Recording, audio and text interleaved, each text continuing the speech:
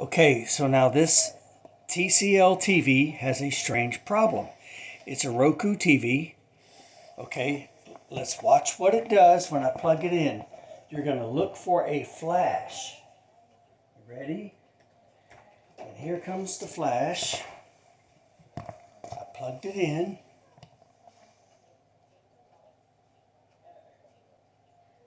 There's the flash. Did you see it? Okay, and it will not stay on. So now I'm going to do a little work on it. I first changed the power supply board.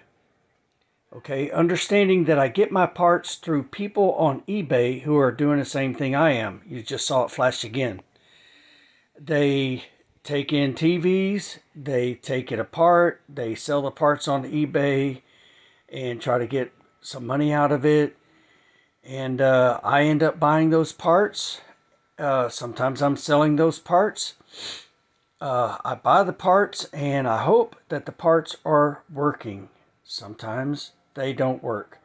So we bought a power supply board and it doesn't, it didn't fix the problem. So I thought, well, maybe it's the input-output board. Some people call it a control board because it controls the visual. In fact, right now, the power supply board is supplying power to the input-output board, and I can hear the TV talking. Okay, it's supplying some power, but it's not supplying power to the lights that are in the, yeah, my cat loves TVs. Get off the TV, go on, get. So we changed out the input-output board, and I believe we've changed out the LED control board.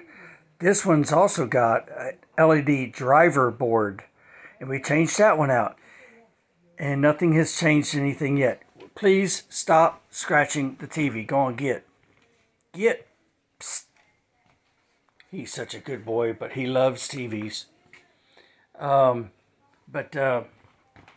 Yeah, so we've changed out every board in this TV, but that does not mean that those boards were actually in good condition when I got them.